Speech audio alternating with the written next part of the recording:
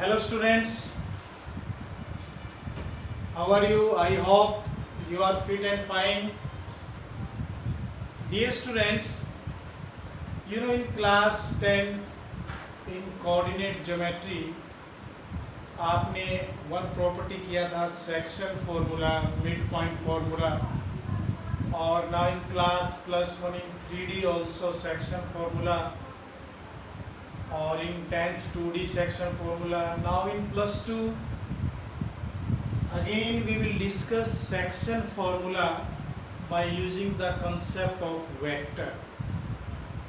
Now in the same way, suppose कोई line segment given है आपको and A and B are is the given point. A and B is the given point. C is any point which divide the line segment in the ratio m is to n. हमारे पास एक line segment है AB, जिसको एक point C है वो divide करता है कौन सी रेशियो में, m is to n, और हमें कोऑर्डिनेट निकालने हैं पॉइंट C के. How will you find? हमने सपोज किया as O as origin, join OA, OB and OC.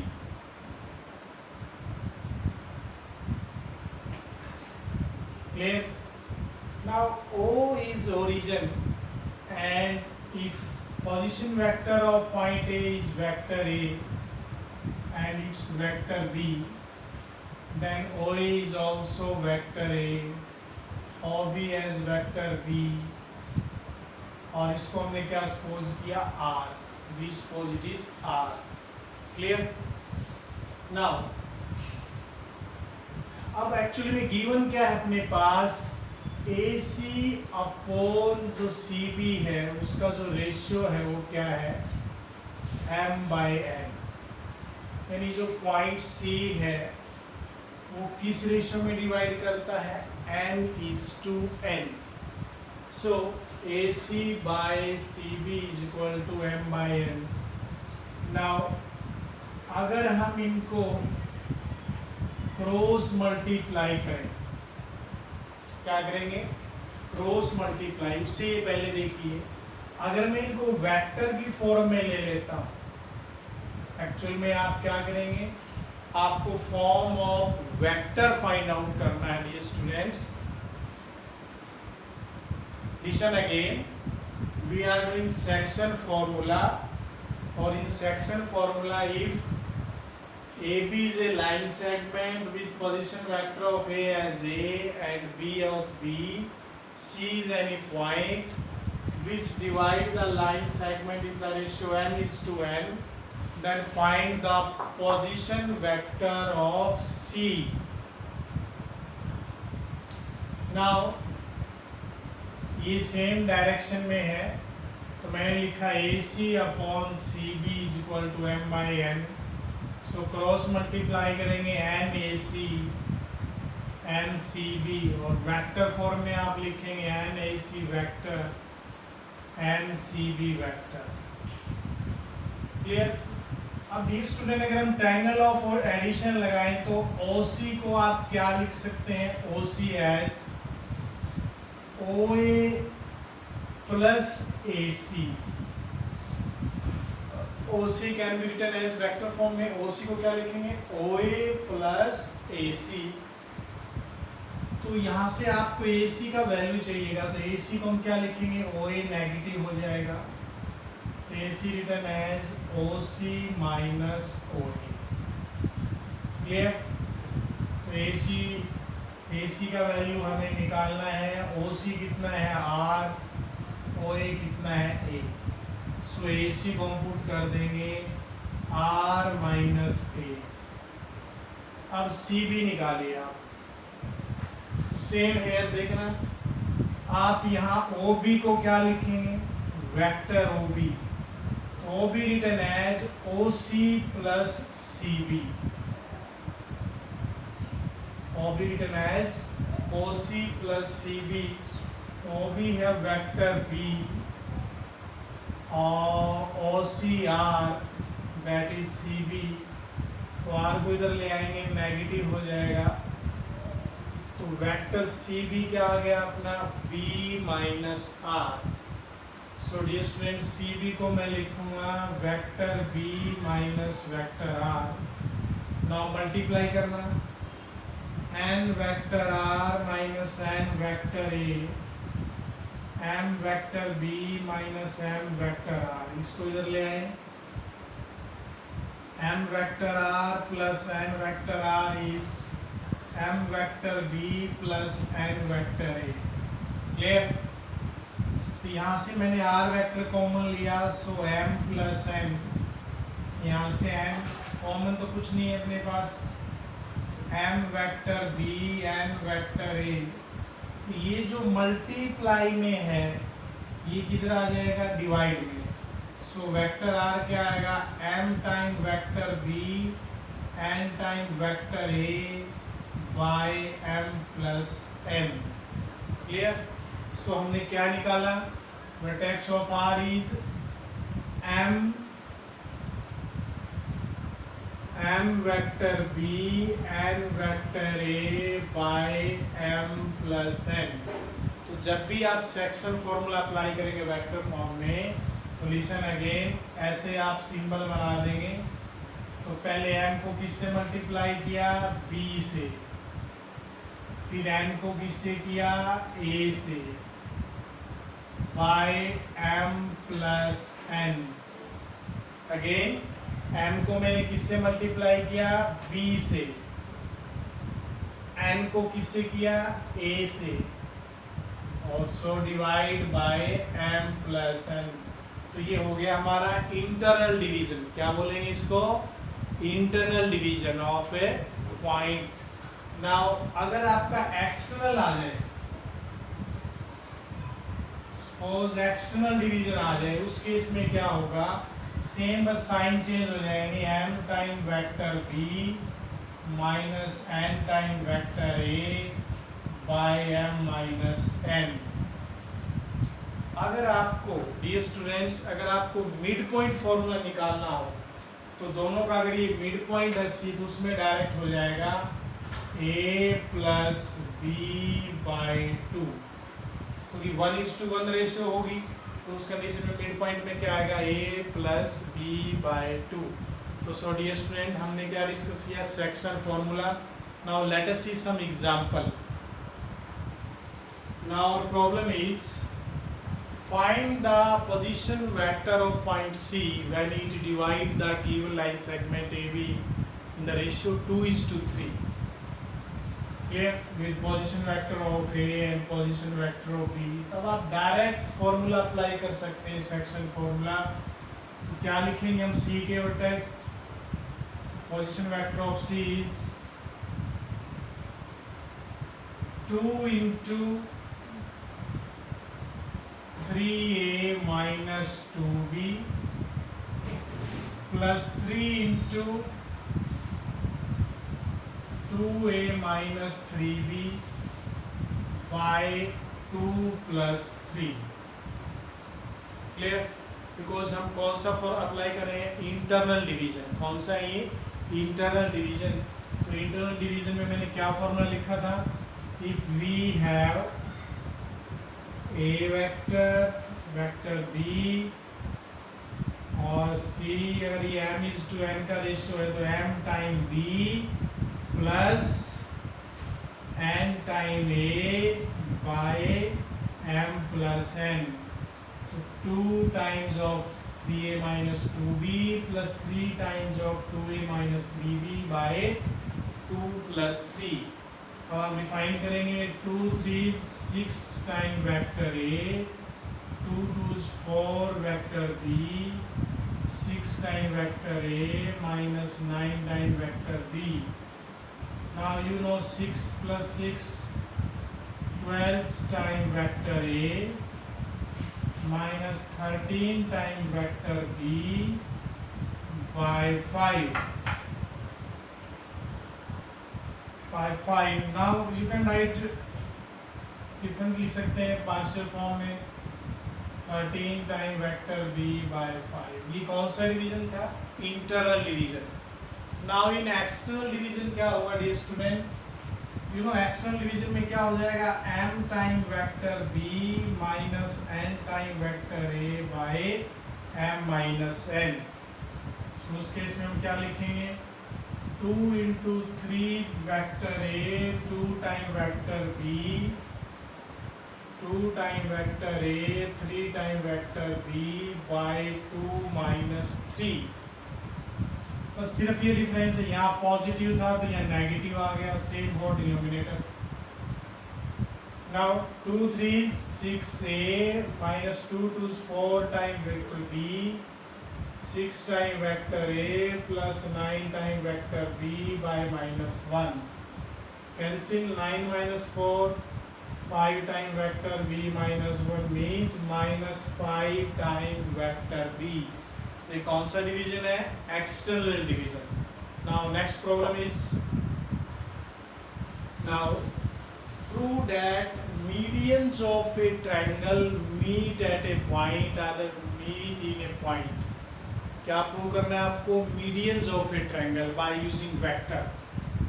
Suppose we have one triangle ABC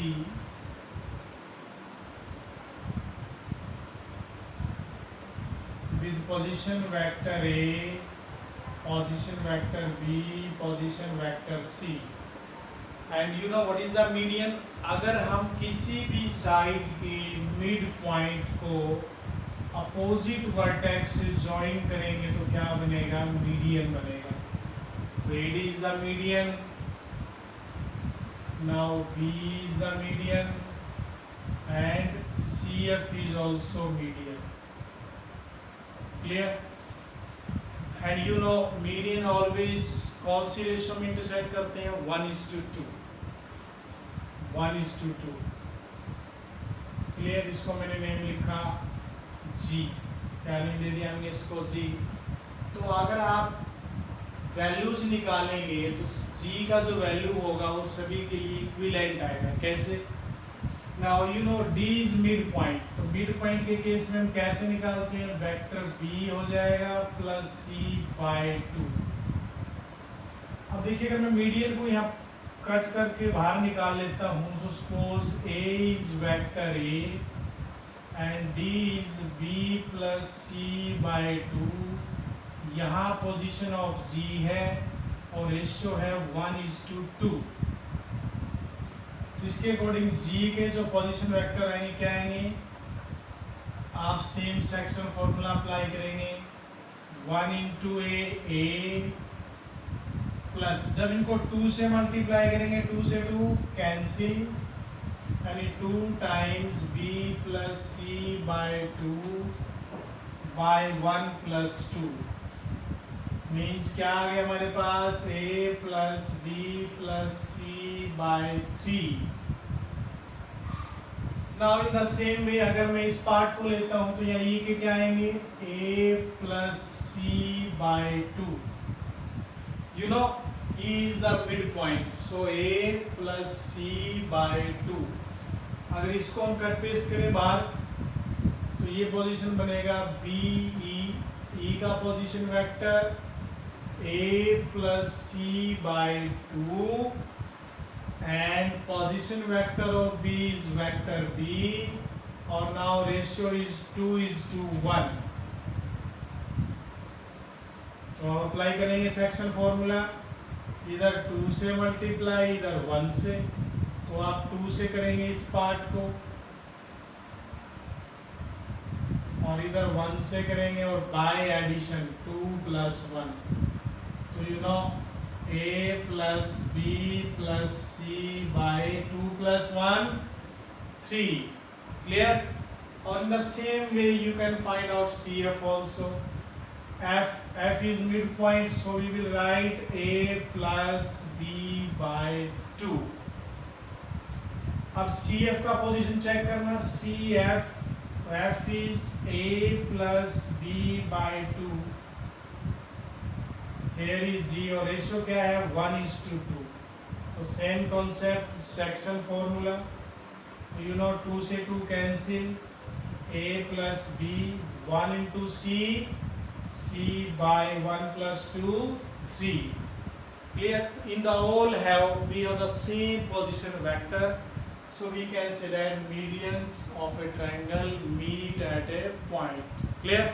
Now next problem is, now third problem is, prove that the line joining the midpoint of adjacent side of a quadrilateral, if we have any quadrilateral, और अगर हम उस quadrilateral के adjacent side के mid point को join करेंगे, then क्या बनेगा? पैरेललोग्राम.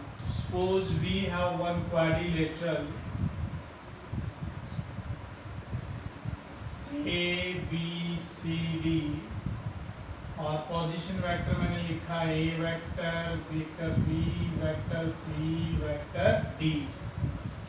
हमारे पास एक क्वाड्रिलेटरल है ए बी सी डी, और जिसके पोजीशन वेक्टर क्या है? Small A B C D vector form. और आपको प्रूफ करना है अगर इनके एडजेसेंट साइड का मिड पॉइंट, जैसे ए बी का मिड पॉइंट मैंने सपोज किया पी, ये क्या सपोज किया Q, R, S. If adjacent